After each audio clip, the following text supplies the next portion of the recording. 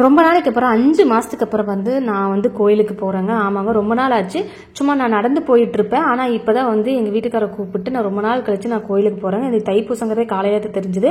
சரி, பசங்களை கூட்டிட்டு போறேன்னு தான் சொன்னாரு. பசங்க வந்து எங்காவது கூட்டிட்டு போங்கப்பா அப்படின்னு சொன்னதுக்கு சரி நாளைக்கு கோயிலுக்கு போலான்னு சொல்லியிருந்தாரு.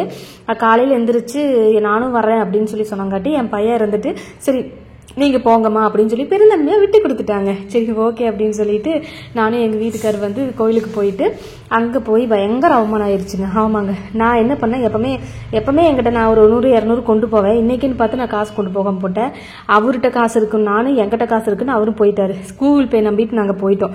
ஒரு சில இடத்துல அந்த பூ வாங்குற பாட்டிங்கள்ட்டலாம் வந்து சேஞ்ச் இருக்காது இல்லையா, அந்த சாரி கூகுள் பே இருக்காது இல்லையா. நான் என்ன பண்ணேன்னா அவங்கள்ட்ட இருக்கும்னு நினைச்சிட்டு போய் ஒரு பக்கம் சரி இருந்தேன். நான் 50 ரூபா வச்சிருந்தேன், அதெல்லாம் கொடுத்து வாங்கிட்டேங்க. அதுக்கப்புறம் ஐயர்கிட்ட போய் பூஜை பண்ணலாம் அப்படின்னு சொல்லிட்டு பூஜைக்கு போகும்போது பயங்கரமா அசிங்கமாயிருச்சுங்க. பூஜையெல்லாம் அவர் பண்ணிட்டு கொண்டு வந்து கொடுத்துட்டு கையில கொடுத்துட்டு அது என்னது சொல்லுவாங்க, காசு கேட்பாங்க இல்லையா, அது கேட்டாங்க. அர்ச்சனை காசு போட்டீங்களா அப்படின்னு கேட்டாங்க. இல்லைங்க, நான் மறந்துட்டு வந்துட்டேன், காசு அர்ச்சனை பண்ணா போடணும் இல்லைங்க அப்படின்னு சொல்லிட்டாரு. ஒரே சேம் பப்பி சேம் ஆயிடுச்சு. எனக்கு ரொம்ப அசிங்கமா போச்சு. ஐயோ, என்னைக்குமே நம்ம காசு எடுத்துட்டு வரோம், இன்னைக்கு இப்படி காசு எடுக்காம வந்துட்டுமே. எடுத்துட்டு வந்துடுங்க, எல்லா பக்கம் கூகுள் பே பண்ணிக்கலாம், 50 ரூபா சேஞ்ச் இருக்கலாம், அதை போட்டுக்கலாம் அப்படின்னு சொல்லிட்டு தான் நான் வந்தேன். அப்புறம் பார்த்தா எங்கேயுமே வந்து நம்ம கூகுள் பே இல்லை. ஏன்னா பாட்டிங்கள்ட்ட வாங்கினதுனால கூகுள் பே இல்லை. சரி இப்போ இன்னைக்கு நிறைய மூஞ்சியில் முழிச்சிட்டோம் போல அப்படின்னு மனசுக்குள்ள அடிச்சுட்டு வந்துட்டுங்க. வர்றதுக்கே மணி கிட்டத்தட்ட ஒரு 12:30 ஆயிடுச்சு. பசங்களுக்கு ரொம்ப பசியாயிருச்சு. அம்மா ஏதாவது செஞ்சு கொடுங்க அப்படின்னாங்க. நான் சரி ஓகே சாம்பார் பொரியல்ல கீரை பொரியல்ல பண்ணிக்கலாம் அப்படின்னு நினைச்சேன். ரொம்ப பசிக்குதுன்னு சொன்னாலும் சரி டக்குன்னு நம்ம வேலை முடிக்கணும்லன்னு சொல்லிட்டு பிரியாணி செஞ்சுக்கலாம் அப்படின்னு சொல்லிட்டு செஞ்சுட்டுங்க. நீங்க வந்து இது மாதிரி பிரியாணி பசங்களுக்கு செஞ்சு கொடுத்துட்டீங்கன்னா மேக்சிமம் பசங்க எல்லாருமே இந்த மேரக்காயெல்லாம் சாப்பிட மாட்டாங்க. நான் என்ன பண்ணுவேன்னா பிரியாணியெல்லாம் செய்யும் போது இதை கூட சேர்த்து போட்டுருவாங்க. அப்போ கூட சேர்த்து போடும்போது ஒன்று சாப்பாட்டுக்குள்ள போயிடும், அப்படி இல்லைன்னா சத்தம் போட்டு சாப்பிட சொல்லிடுவேன். அது எப்படி சாப்பிட்டுருவாங்க. நம்ம சாம்பார் இதெல்லாம் வைக்கும்போது சாப்பிட மாட்டாங்க. இது மாதிரி நிறைய டிஷ் பண்ணுவாங்க, பசங்களுக்கே தெரியாம திருட்டுத்தனமா நிறைய பண்ணுவேன். அதனால சத்தம் போட்டு சாப்பிட சொல்லிடுவேன். இல்லைன்னா வந்து அவங்களும் தெரியாம சாப்பிட்டுருவாங்க. இது மாதிரி நீங்க பண்ணீங்க அப்படின்னா குழந்தைய வந்து சாப்பிடாத குழந்தைகளும் சாப்பிடுங்க. அதுக்கப்புறம் போயிட்டு வந்துட்டு பசிக்குதுன்னு சொன்னங்காட்டி எல்லாம் பிரியாணிலாம் செஞ்சு முடிச்சுட்டு கொஞ்சம் நேரம் உட்காரலாம் அப்படின்னு சொல்லிட்டு ஆளுக்கு ஒரு வேலை செஞ்ச பையனை வந்து காய் நறுக்கி கொடுக்க சொன்னேன்.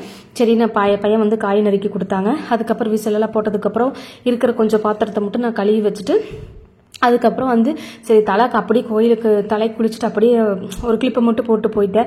சரி இப்படியே விட்டு சளி பிடிச்சிக்கும் அப்படின்னு சொல்லிட்டு கொஞ்சம் நேரம் காய வைக்கலான்னு சாப்பாடு விசில் போகிற வரைக்கும் காய வச்சுட்டு இருந்தாங்க.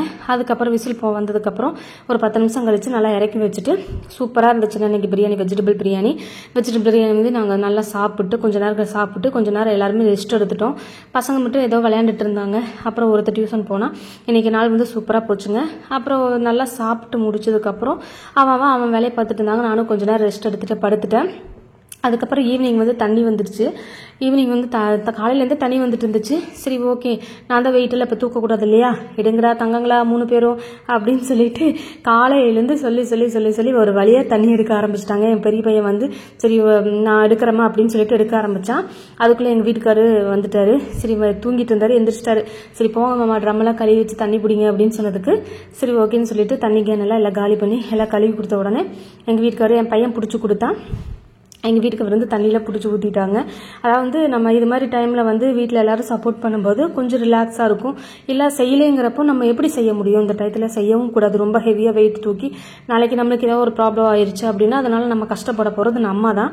வழியில் நம்ம துடிச்சாலும் பணத்துக்காக அவங்க துடிப்பாங்க. இதெல்லாம் நடக்கக்கூடாது அப்படின்னா இது எதுவுமே வந்து கரெக்டாக ப்ராப்பராக நம்ம ஹெல்த்தியாக நம்ம உடம்ப பார்த்துக்கணுங்க. அப்புறம் எல்லா வேலையும் முடிஞ்சதுக்கப்புறம் நீட்டாக எல்லா வேலையும் முடிஞ்சிருச்சு. என்ன வீடு துடைக்கணும், ஏன்னா எங்கள் வீட்டில் வந்து ஃபுல்லாக ஒயிட் டைல்ஸுங்கிறதா அவங்க தண்ணி எடுத்துகிட்டு வந்து ஃபுல்லாக கரை பண்ணி விட்டுட்டாங்க. இப்போ வந்து நான் நாளைக்கு தான் துடைக்கணும், இன்றைக்கி துடைக்க வேண்டாம் அப்படின்ட்டு விட்டுட்டேன். நான் கொஞ்சம் கரையாக இருக்குது. நாளைக்கு சரி ஓகே வீடு க்ளீன் பண்ணும்போது நம்ம வீடு க்ளீன் பண்ணி விட்டுக்கலான்னு சொல்லிட்டு இதில் எஸ்கேப் ஆனது, தண்ணி இருக்கிறதுல எஸ்கேப் ஆனது என் சின்ன வாண்டு தாங்க. என் சின்ன வாண்டு அழுங்காப்புல எஸ்கேப் ஆயிடுச்சு.